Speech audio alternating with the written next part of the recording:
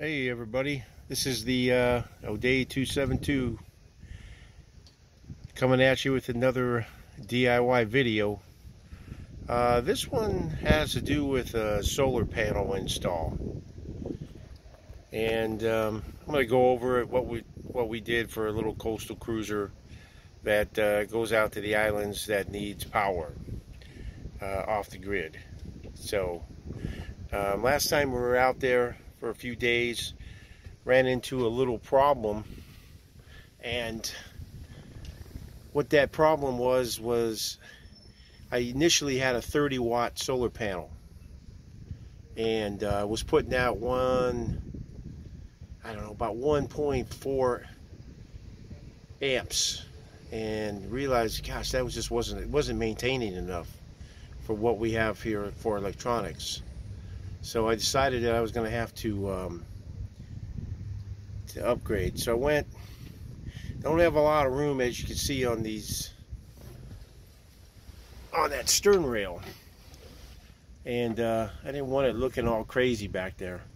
So I went with a 60-watt panel, and ended up going with using a panel called New Power, and they sell them on Amazon. You get paid, I don't know, maybe $58 for it, and I already had this charge controller, so that wasn't a big expense, and went ahead and put it on. So I want to kind of give you an idea of what happened, what I decided to do. Come to find out, at the same time, the batteries ended up being bad on my on this boat. They lasted 10 years, if you can believe it. They were wheelchair batteries, 12 volt MK. They were some gel batteries who I bought the boat from, and somebody owned a wheelchair company or something. So I got 10 years out of those batteries. It's quite surprising. So anyhow, that's the story. So this panel is putting out, on full sun, puts out a little above 4 amps, which is plenty of maintenance for our refrigeration, our LED lights, and chart plotter, so forth. So anyhow, here we go. So it's basically, I've got it on the rail. I use these Sea Dog. You could see those mounts. Sea Dog, they sell them on Amazon. I like them because they got the little screws so you can rotate the panel. So if you want to rotate it sideways, down, you can. This comes with a single wire, and so I did it with one of these plugs, which is nice, which I already had. It's a 2-prong. I used it for the 30-watt, and it's rated for this panel, no problem. And you can just pop that out. So if you want to take the panel off, it's really easy. So, and then it just plugs in pretty easy, and it's secure and it's watertight. So she's good to go. She is wired from down below, then she goes down into here. Excuse the mess. So on this boat, we upgraded to North Star batteries from West Marine. They're 12 volt, approximately 110 amp hour batteries each. They are running in parallel, so very, very nice, very expensive, unfortunately. So we got those babies installed. At the same time, I decided I'd put in a new charger in, so went with that Pro Mariner Pro Sport, which is a dual bank system, and got that in. It's been keeping the batteries nice. But what the real upgrade was that I needed, I wanted to see what kind of power I was using. So I went with that DC battery monitor, which has it. What it does is it's almost like the Victron. So if you're familiar with the Victron, except this sucker only costs $20, and comes with the I got a 100 amp shunt, which it comes with, easy to install. The only thing I had to do or the wires and mount those on there. But as you can see, it has everything.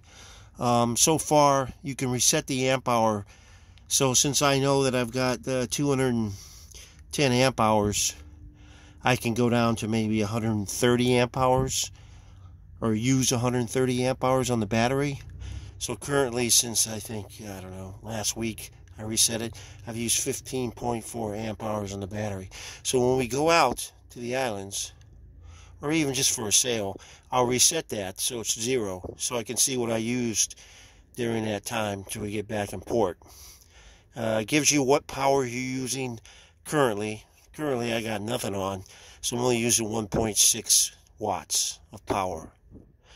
And the other things, it tells you the current, what's happening, so, and the watt hours used, and I haven't reset that. So anyhow, that's at. Oh, so here's the charge. Let me show you this. This is the charge controller I have. I picked up this from Amazon. It works really good. So right now I got 0 amps coming in. It's got USB ports that actually fast charge the phone or whatever, but as you can see, it's in the locker. So you know, if I want to charge something off the panels, I can. I have a inverter that is a 500 watt inverter. Now this is mainly for if I need power tools, so say something happens. So I didn't go with a pure sine one. I just went with a little cheapie. Now this has worked for a few years, never had any problem. So you know, it kept using, you know, why not? So if, just to give you an example, so if there's a power surge on it, they potentially could blow your power tools out. So, or whatever you use, and that's why people like the pure sine, because it regulates a little bit better. But you know, in a few years I've had it, never had a problem. Only paid 35 bucks for it, so pretty good deal. So anyhow, that's the deal with that. So, oh, another thing I hooked up. Let me show you this. So these are the North Star batteries. So what I did on these is I put a fuse on the battery, so it protects the entire. You see that fuse right there? It protects the entire boat. So if something was to happen, and say something didn't pop, that fuse will protect the entire system. So anyhow, I added that. That was a good ad. So alright, you go girl, coming at you with the solar panel install.